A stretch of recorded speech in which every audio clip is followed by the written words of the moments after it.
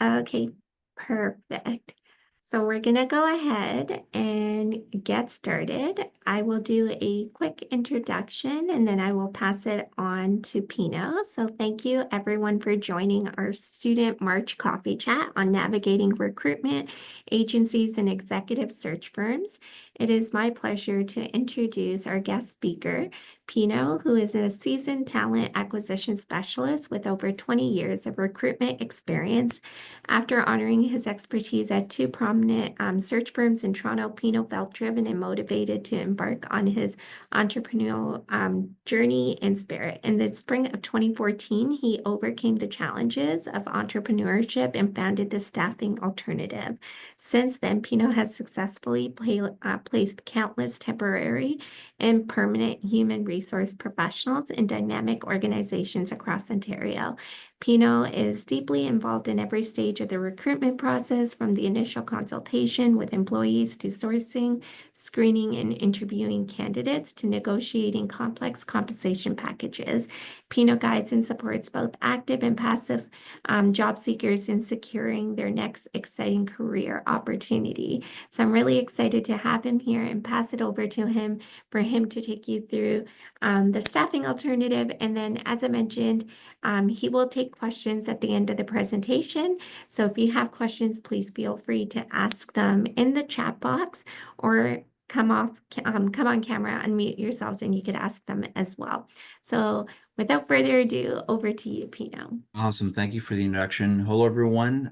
Thank you for having me today. I really appreciate it. I'm so excited to be talking to everyone today. I know most of the people on today's calls are students, and I love sharing my experience and my expertise in this field, especially with students.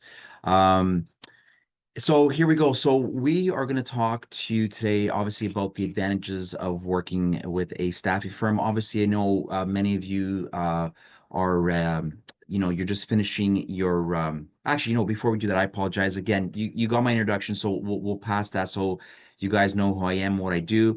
Really quickly, we specialize strictly. I started the staffing firm just specializing in the placement of HR professionals, temporary and permanent across North America. Okay. Before we get into it, just to be clear, there are two types of talent acquisition specialists or recruiters or headhunters. Headhunters is an old term, but there's internal recruiters, which work internally for the company, the organization, and then there's external recruiters, and those are headhunters or search firm recruiters, but those are the two types. So today we're just focusing on how agency recruiters can help you land your great opportunity. So we're focusing on just agency recruiters today. So looking for work, whether you're a student, whether you're a newcomer to Canada, or whether you're a seasoned professional, looking for work, regardless of the stage you are in your career, is always stressful. It's never easy. Some people have an easy time with it. Some people really struggle. I've seen most people really struggle with it. The labor market right now is just extremely flooded right now. And there's so much uncertainty right now, especially there's so many political issues going on right now, north and south of the border. So it's even making the job search even more harder and more challenging on top of what it was. Okay. Um, Traditionally, most people look for work when they finish school, or again wherever they are in their career. We've been conditioned to go online, to go on the job boards, and go to the open job boards and look for positions that are available and apply online. And we use a term in our industry called spray and pray, where job seekers are sitting at their desk and they're spraying their resume to multiple job openings online and hoping and praying that a potential employer sees their resume, invites them in for an interview, and ultimately offers them the job. Now, again, that's the most traditional way to find work, but not the most effective way. Okay. So that leads you to my next slide. And staffing firms, headhunters, or agency recruiters help countless people find work on a daily, monthly, yearly basis. Okay. Me personally, since '07, I've lost track of it now, but I've placed countless HR professionals with jobs. Okay. So agency recruiters, get to know them because they will definitely help you with your job search.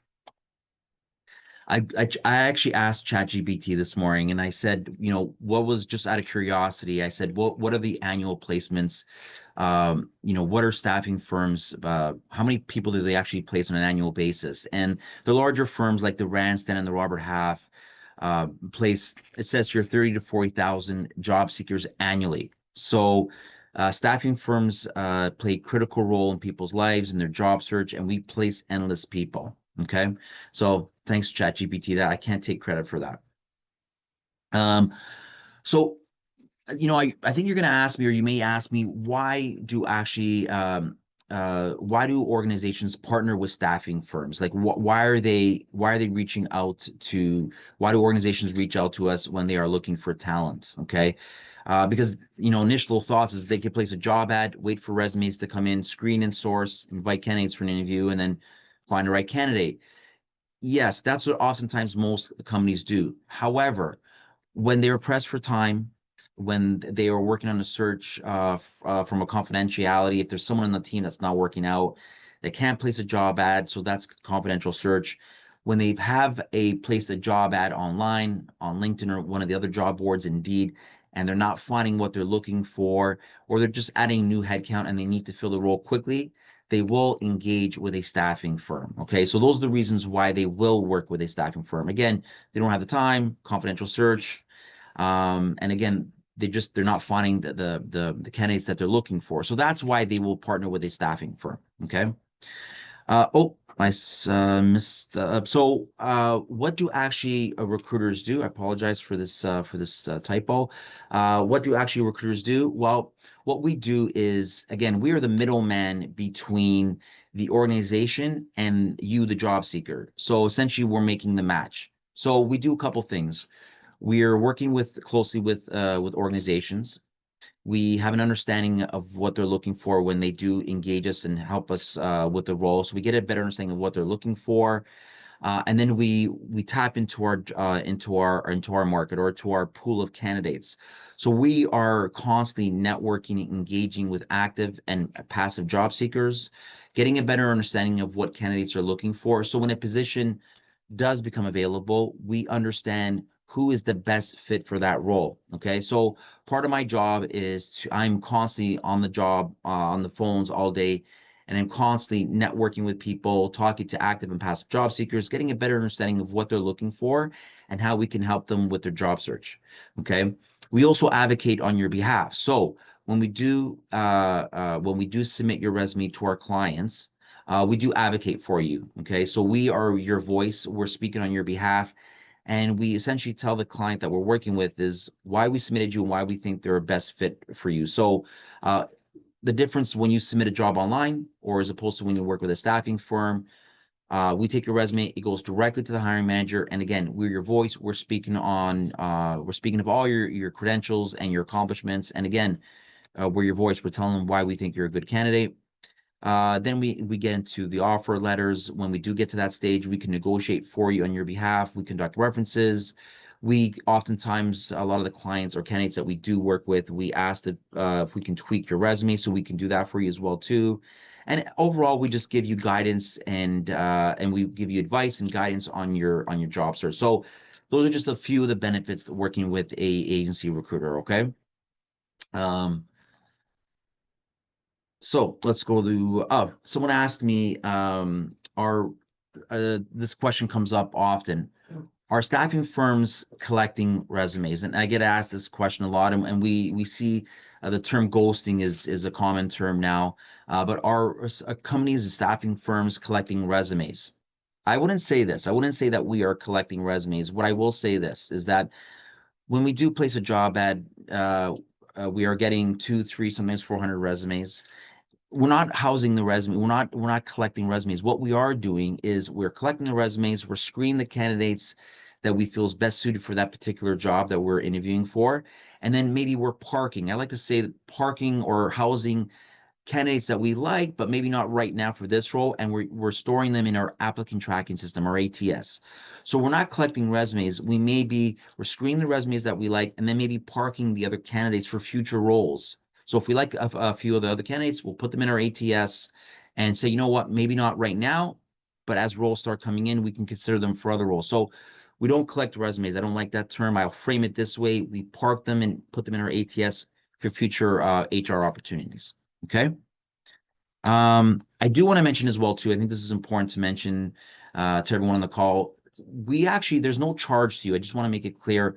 When you are a job seeker and you do engage with a staffing firm in the Toronto area, there's no cost to you. Okay, the cost is a fee that the organization that we've partnered with and the headhunter, the recruiter, they've negotiated the terms of conditions and a fee agreement between them two. It is no cost to you, the job seeker. So if there is an agency that you're working with and they are asking you for money, it's not a common business practice for us to ask you for money. I've never seen it. I've been in this industry for 20 years now.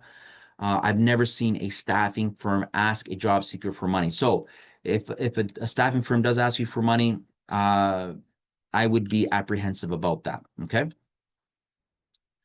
How does job seekers connect and register with staffing firms? So you as a job seeker, there's tons of staffing firms out there. So most of the people on this call are looking for a role in HR. So if you go to Google, what I would do is if I was a job seeker, go to Google, type into the bar staffing firms in Toronto that specialize in HR. Okay, so I would start there, connect with them and then call them and say, I'd like to register with your firm.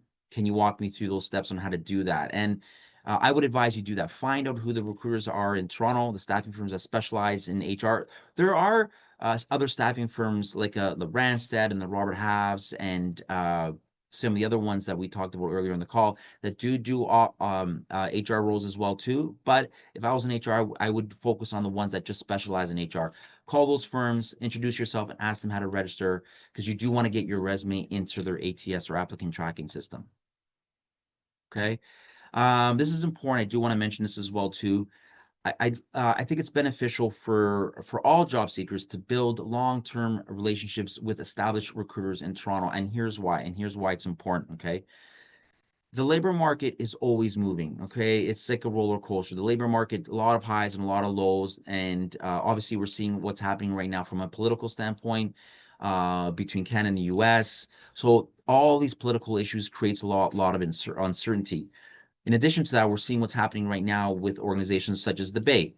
The Bay is closing down after, I don't know, 100 years in business, which breaks my heart. I mean, there's going to be so many people that are out of jobs, but as a result, there's always companies that are closing, they're downsizing, they're restructuring. Sometimes your performance isn't where it needs to be, and as a result, you're terminated. And then just sometimes there's a time for change. You're ready for the next step and the next challenge in your role. So if I were you, I would stay connected with recruiters. And then when these things do happen, you know who you can lean on to and you know who you can reach out to. Okay. There are candidates that I've known for years that I've maintained relationships with over the years. And we've maintained relationships with people. And when things happen in their career, they know they can reach out to me and vice versa. I can reach out to them. So I would stay connected with the good recruiters in Toronto because again, they may help you find your next great opportunity. Okay. So build those relationships with recruiters. Okay. Uh, as working with recruiters is great, and I highly encourage and welcome you to connect with the recruiters. But I do want to reinforce as well too. When you are looking for work, there are other things you can do. Obviously today we're talking about partnering with a staffing firm, but I always encourage candidates to network. Your network is your net worth. Oftentimes, it's not what you know, it's who you know, right? So maintaining those relationships are going to be critical. Your ability to network is going to be critical. I highly encourage you to attend events held by the HRPA. Try and get out to as many as you can. If you can get involved in any volunteering, it's great.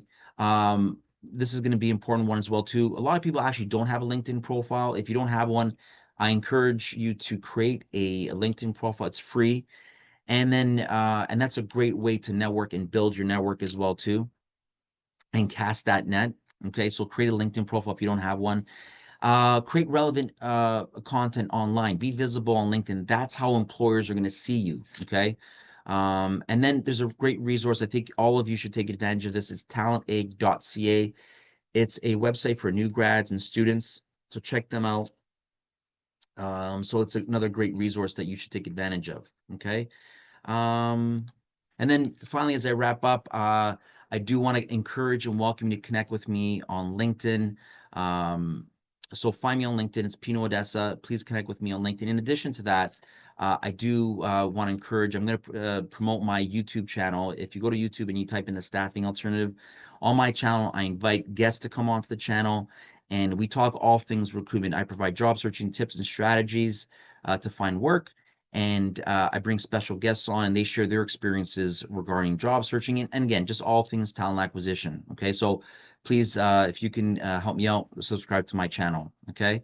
And, um, and that's it. And if you do want to register with the staffing alternative, which I highly encourage you do, if you go to www.thestaffingalternative.com, on the top right-hand corner, you'll see a button that says register with us. And then please, I encourage you to upload your resume there. And then so you are in our database. So if a position does become available, we can reach out to you at a much quicker rate. So please do that. But also do keep in mind, because of labor conditions, we're getting flooded with so many resumes. Unfortunately, we can't get to everyone. So we are asking for your patience, but please do register with us. On that note, I'm done my presentation, but I'd love to hear from you. If you have any questions for me, um, please feel free to fire away.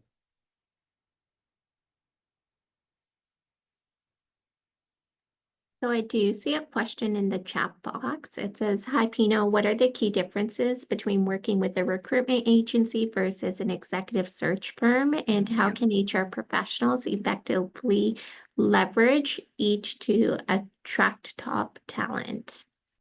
Okay, so the executive search firms are working on roles at the executive level. So they'll typically work on roles with the pay band starting at 100,000 base salary. So if you're at that level, if you're on this call right now and you're at that level at the 100K range, then reach out to the executive search firms. If you're not, you want to work with the mid-level search firms, okay? Some of the ones that I mentioned on our call earlier.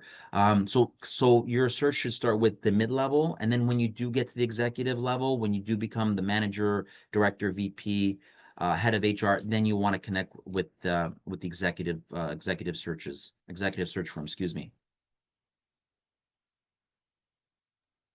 Thank you. I don't see any other questions in the chat box. Does anyone else have any questions for Pino? Feel free to either unmute yourself and ask away or type it in the chat box. I will share this before we get to the next question, if I may. Finding work, as I mentioned on the call earlier, finding work is challenging. Okay. But I truly believe in networking. So even if you are a student, I was talking to students at Sheridan College 2 days ago, and I said, if you're in school right now and you're wrapped the season, the year is coming to an end, start networking now. The best time to start networking is now in the present time.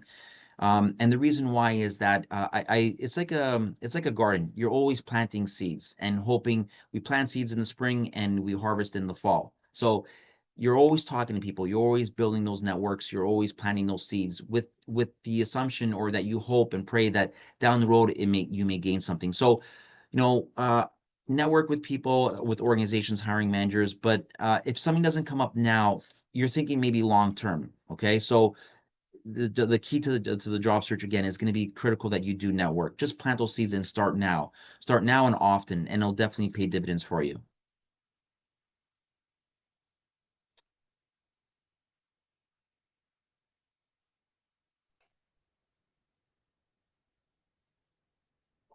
Any other questions? So there is a question, what is the best way to network with the people from HR industry? Yeah, so I would do this. There are groups on, so I would say like I'm a big advocate for LinkedIn. So I'm always networking on LinkedIn on a daily basis. So take advantage of LinkedIn. Again, if you don't have a profile, I highly encourage you to create one. So start there. So start on LinkedIn, start connecting, find HR people, leaders and executives or managers, or find people on LinkedIn, connect with them and build relationships with them. And then also too, there are groups on LinkedIn that you can join. Like I know that the HRPA has a group on LinkedIn, so you can join those groups. I belong to recruitment groups on LinkedIn, so you can join those groups and have conversations that way. Um, but anyone in HR, just connect with other HR professionals and just ask them questions. It can't be about, hey, I'm looking for work. I'm a student. I'm looking for work. Can you help me find a job? Uh, that's not an effective way to find work. So don't start there. Start with, hey, my name is so and so. I just graduated from such and such school. I'm looking to get in HR. Any tips or strategies you can share with me, or is there anyone you can put me in contact with? So that should be your strategy. It shouldn't be about, hey, my name is so and so. Can you help me? I'm looking for a job. Can you help me get a job? It shouldn't start that way. Okay. So it should be about telling,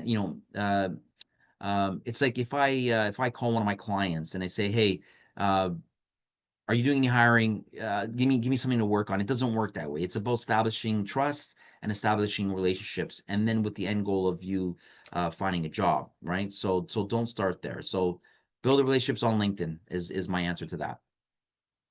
I agree. And you could also take advantage of the HRPA chapter, your local chapter, the networking opportunities through Yep. the events, and events through the HRPA as well. There's the mentoring program. So there's a lot of benefits that HRPA provides as well that you could take advantage of. But what Pino said is correct. Talk about your story, what you're doing in school, what your goals are, and that's how you should start your networking. So the I next question is, could you please share a little more on how staffing agencies help with contract negotiations for salary, how it helps employer versus employee and vice versa, and the role of an agency in the same? Okay, so she's asking me about how we negotiate the salary. Correct. So could you please share? So if you want to see the questions, Pino, in the Yeah. chat, if you click on chat at the bottom. Yeah, Mm, I can talk. Okay. What I was going to say is, how does a staffing agency helps the employer? See, end of the day, for any employer, it's also about the money, right? They would want to save some money, right? If they're paying to the staffing yeah. agency. Yeah. And and as a job seeker, I want to get the highest in the pay range. So how does that work?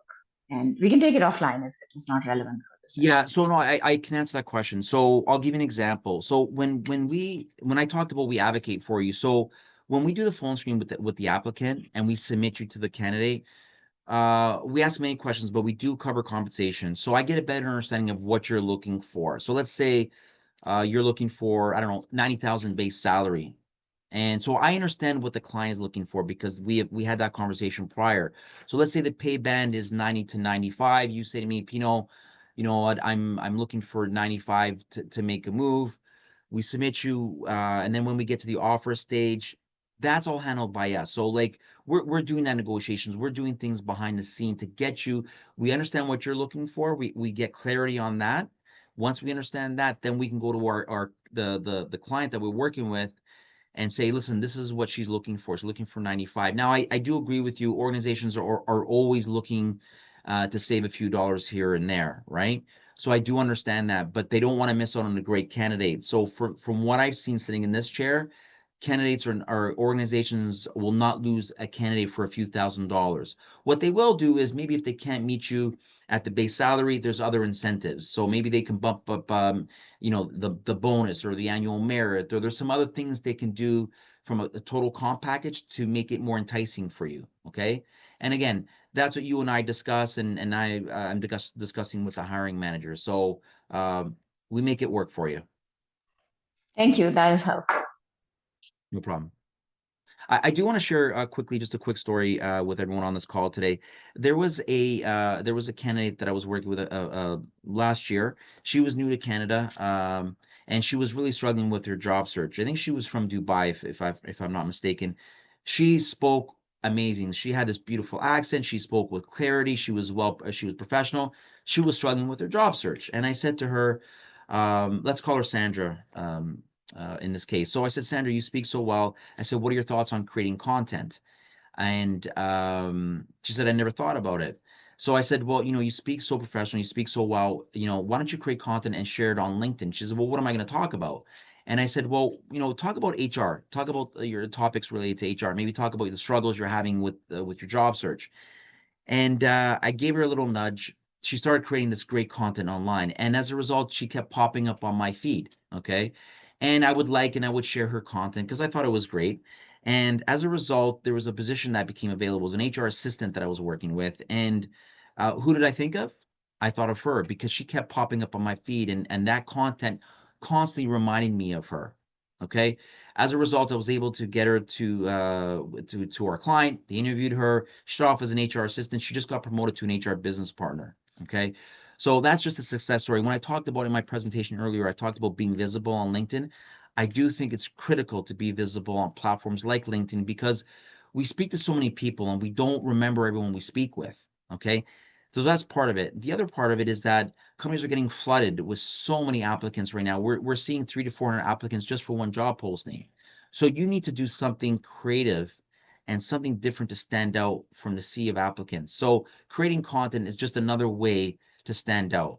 Okay, so take advantage of that platform. And if you do feel comfortable, most people don't feel comfortable being in front of the camera, but if you do, it definitely will help you with your job search. That's great advice. I Yeah. always try to remind students as well, especially when I go into post-secondary school, to just saying that all of you are graduating with the exact same title. So Yeah. what's going to make you stand out? You have to, if you belong to the HRPA, if you volunteer, like things like that help you. Yeah. And like content creating, I think that's great advice. Yeah, I think it's a combination of doing all these things, like working with a reputable staffing firm, creating content online, networking, going out to the HRP event, volunteering. Mhm. I believe all these things you do will get you across the finish line. So it's not just doing one thing, it's doing a bunch of things really good with the hopes. And again, I think if you put that effort in and doing all these little things, you'll get across that finish line. Great. Are there any other questions for Pino? I do want to say this. I'd like to squeeze something in. I Sure. apologize if I'm talking too much, No, but not at all. I think go into the job search with an open mind. Okay, so I think oftentimes I speak to so many candidates and they're looking for a hybrid or remote or working directly from home 5 days a week, and they're looking for a specific pay band, and they're looking for a specific location, and they're looking for a specific organization that they like to work for. I cannot begin to tell you how that hinders your job search. So when you are looking for work, just keep in mind, starting out at the bottom, you want to work your way up and you want to get the experience that you're going to gain from, even if it's not the organization you're looking for, even if it's 100% on site and it's not the paid band, please, I want you to be open-minded and think long term. Okay, because these jobs are stepping stones to your greater role or your greater vision of becoming an HR manager, director one day. So start at the bottom. Keep in mind you're not going to be there for the rest of your career. I mean, my parents worked at one job for 30 years. Those days are gone.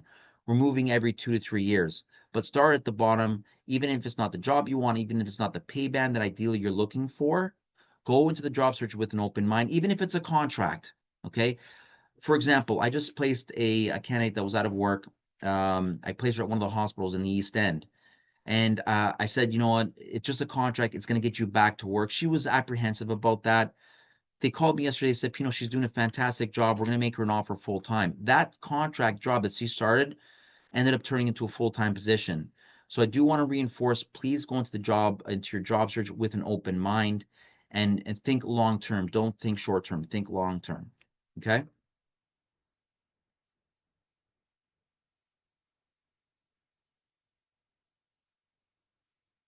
Um, Can I share some advice on cover letters? If anyone, is that okay? Of course. Cover letters. We'll talk about cover letters really quickly.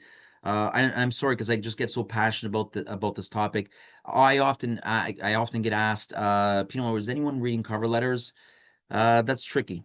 So it's a coin flip. So 50% of employers read cover letters while 50% actually aren't. But my advice to you is if in the job description, the job posting, it says to attach a cover letter, please attach the cover letter because at the end of the day, it could be whether you get the job or not. I'll share just a quick story with you. Years ago, I was working with a client. We submitted a couple candidates. One candidate went above and beyond, wrote a really great a cover letter reinforcing her experience. It came down to two candidates. They didn't know who they wanted to pick.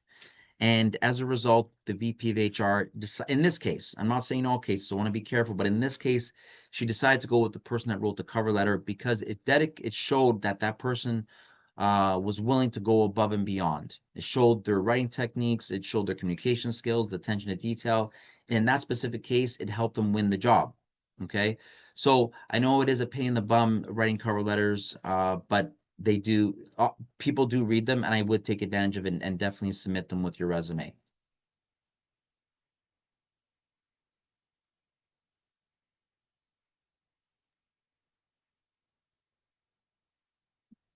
Are there any questions or comments? I do see a few comments in the chat box. It was a great conversation. Thank you for arranging. And then someone wrote, yes, I would like to know more about cover letters.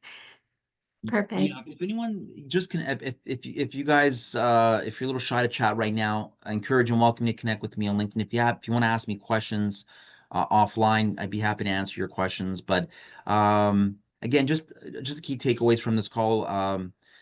Oh, we have a question from Needy. Yes, I mean, it's getting curious. So, Yeah, how does AI play a role when we talk about working with a staffing agency? Because we know, ATS, and yeah, your keywords should match the ATS because the yes, recruiter would not see your yeah. resume. But how does it work when it is going through do you also recommend still doing an ATS match if it is going through a Well, staffing agency for the employer? yes, so I do think your resume should match the keywords on the job description. Okay. Now, I do want to mention as well too. I want to talk to you quickly about ATS, applicant tracking system. Mm-hmm. There is a belief that most organizations have an ATS, and I do want to remind you that not all organizations have an ATS. Some do. Mm-hmm. Most of the larger organizations and the mid-sized organizations actually have them. A lot of them actually don't have them. So when you click send, your resume is in fact not getting to an ATS. It's actually landing in someone's inbox. So just keep that in mind. But going back, yes, your resume should match the keywords in the job description, and the ATS, the applicant tracking system, and in AI tools are picking up those keywords. Okay. But ultimately, resumes are seen by humans, and recruiters are looking at resumes for 6 to 10 seconds. That's the average that a recruiter will look at a resume. So it will go through an ATS, AI will pick up keywords, but ultimately it's going to land on someone's desk and a human's going to look at it. And they do look at the resume between 6 to 10 seconds before they decide to engage or disengage and go to the next applicant. So my Mm-hmm. advice on that, leading to that, is how do I stand out? One way you can stand out is add quantitative numbers on your resume. I love seeing quantitative numbers on resumes. So, for example, if you improved employee morale by 20%, save the company $10,000 in near statements from a health and safety standpoint, all these quantitative numbers will help you stand out when you're competing with all the other applicants. Mm-hmm. So Hannah does have a similar question with AI, but she wrote, a lot of jobs I have been applying for have been asking if I disclose to using AI to review my application. It's Ah. better to decline this option. No, I wouldn't decline. I would say the truth. That's such an interesting question that I've never heard of. But what I think we're seeing now from applicants is they're desperately trying to stand out from the sea of applicants, and they're having AI write their resume. And I don't like that approach. I think it's best to always write it yourself. Maybe have AI maybe tweak it, but I wouldn't recommend you have AI read it, because the last thing that I want to do is I can tell when a resume hits my desk, and I can tell oftentimes you can see when it's written by AI. I mean, it sounds too perfect, and humans aren't perfect. So I would use AI maybe to make some adjustments. Don't have AI write your resume. I think organizations actually don't want to see that. Okay, there is another question. Pino, do you have any tips for posting on LinkedIn as a student? I don't want to come off arrogant as I do not have that much field experience yet. Yep. Would you Yep. just recommend posting student relevant content? You know what? That's a really good question. You can write, like you can do surveys. I do a lot of surveys on LinkedIn, so take advantage of that on LinkedIn. Write surveys. What you want to do is you want to engage your audience. Even if you're a student, that's okay. I posted an article this morning that the executives are getting bonuses, but the lower employers are not getting bonuses. So if you see something that's of interest to you online, share it on LinkedIn. I started getting likes and I started getting comments on that. It does, write anything, share, like, comment, anything relevant to your career. So don't give it too much thought. Again, if there's an article you like that's relevant to HR, share that. Comment on other people's posts as well too. You can do that as well too. Get in the habit of liking, sharing, comment daily on LinkedIn. Because again, it goes back to visibility, right? You want to be visible, right? Oftentimes, the people that I've placed were the people top of mind and that were most visible. Because I do want to keep in mind too, I want to go back to agencies quickly.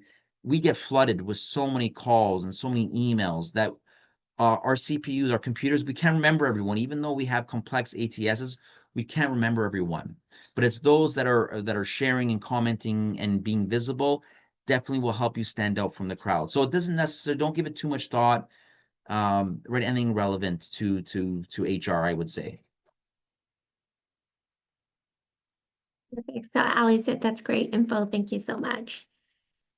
Yeah, So someone wrote, doing certificate on LinkedIn Learning and posting that on LinkedIn, is it worthwhile?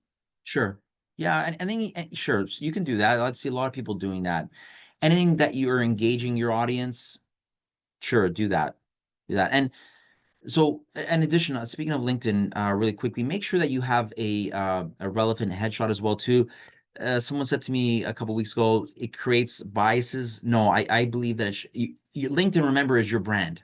Okay, so you want to put your best foot forward. Okay, so having a great headshot, creating content, liking, sharing, creating videos, it's a combination of doing all these things that again will cross the finish line. So it's I just think the labor market right now, guys, is just so competitive now more than ever. I've never seen it quite like this. So you need advantages and you need things to stand out from the crowd. Perfect. So Yeah, we do still have about 5 minutes. There is a question. So, hi, Pino, I have a question. In your opinion, how long do you think applicants should take to apply for a job? Should they spend a lot of time or should they spend a moderate amount of time? I'm only asking because on average, it takes me 3 hours. to apply to one job. I'm sorry, I'm a little confused by the question. Is 3 hours to apply Yes, to one job? normally. Yes. So the Joseph wrote, yes, normally it takes him 3 hours. It should not take 3 hours to apply to one job unless he or she is crafting a cover letter. But no, it shouldn't take that long to. What you should do is you should have a generic resume and maybe create a cover letter for that position, and then make sure that you're applying for roles that you meet the qualifications for, and then click send. In addition to that, when they do call you in for an interview, what I do advise a lot of the candidates that we do work with, have a couple versions of your resume, maybe have 2 or 3 copies of your resume and say, I know that, so a lot of the candidates that we work with say, hey, Pino, listen, I sent you my generic resume. I have a more in-depth resume that goes deeper into my experience. Can I share that resume with you? And I do encourage, I say, yes, of course, share that with me. Okay. So shouldn't take 3 hours, create one resume with a cover letter, click send, and then go on to the next posting or the next method of job searching. But 3 hours sounds, it shouldn't take that long. So there is another question. So Hannah wrote, do you have any strategies on how to stand out on a preliminary phone call interview? I have had companies ask to chat for 15 to 30 minutes to start the application review process. Yeah.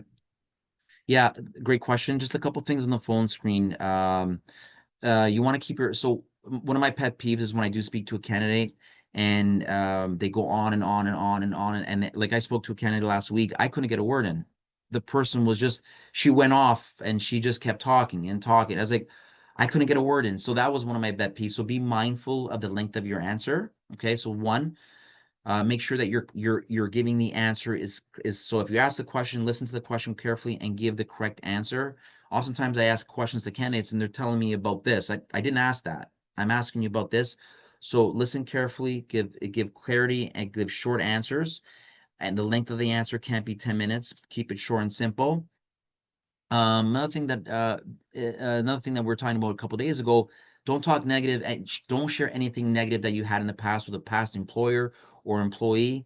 Candidate hiring managers don't like to hear that stuff. It's in the past, keep it in the past. Don't talk negative about anyone. The HR community is so small, we tend to know everyone. and someone always knows someone, 6 degrees of separation. So just be mindful of that. If you have nothing positive to say, then don't say anything at all, or negative, excuse me. What else can I say? Yeah, those are a few things for me. Just keep it short and simple. Don't talk negative about former employers, and give clear, concise answers would be for me.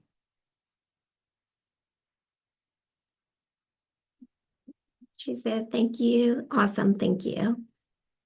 So we have 2 minutes left. If there is any, or Pino, there is a question. Yep. So someone did write, Lynn wrote, hi Pino, I have a question. As a recruiter, what kind of information do you look for in a candidate's experience, such as achievements or relevant skills? Since I need to include a description of my job experience when writing a resume, I want to ensure I include the right details. Of course, really good question. So I think she asked about accomplishments, right? So anything you accomplished, again, I talked about that earlier. If you save the company money, if you made the company money, you want to share quantitative numbers, things you did to help the bottom line. Now, if you don't have any things accomplished like that, please no fibs. Don't exaggerate things. But if you have accomplishments, let's say, I don't know, outside of work, let's say you're a swimmer and you got a medal regarding that. Add that stuff as well too, because there was a client that we're working with quickly. She liked people with that had an athletic background and showed a commitment and a drive in them. So share those accomplishments as well too. I think employers like to see that stuff. Getting back to the experience things I look for relevant experience. So if I'm looking for 3 to 5 years of experience, our eyes are trained to look for that immediately on the resume. Okay. And relevant experience as well too. So we do look for, if I'm working with a client in, let's say, in the manufacturing space, we tend to lean towards candidates in a similar industry, or if not manufacturing, something very similar. So those are a few things that I look for. I hope that answers your question. So last question, then we can do closing. Resume and cover letter should be 1 page or 2 page. Which one is the best? That's a preference. I like 2 pages. I like them separate. Perfect. So I know it is 12:45. Yeah. Did you want to add any last minute comments or? Yeah, just a couple things. I will say, first of all, congratulations. I know it sounds like everyone's in school and graduating. A mission accomplished. Congratulations. I think it's a huge accomplishment. Step 1. Step 2, now you have to get the job. That's going to be a little tricky. Be patient. Give it some time. As they say, Rome wasn't built in a day. But please take advantage of working with reputable staffing firms in the Toronto area. Take advantage of any networking events, and you'll definitely find something. Okay. In addition to that, I want to encourage you to subscribe to my YouTube channel, because I've got great content there that you can take advantage of to help you with your job search. And again, reach out to me on LinkedIn if you have any further questions.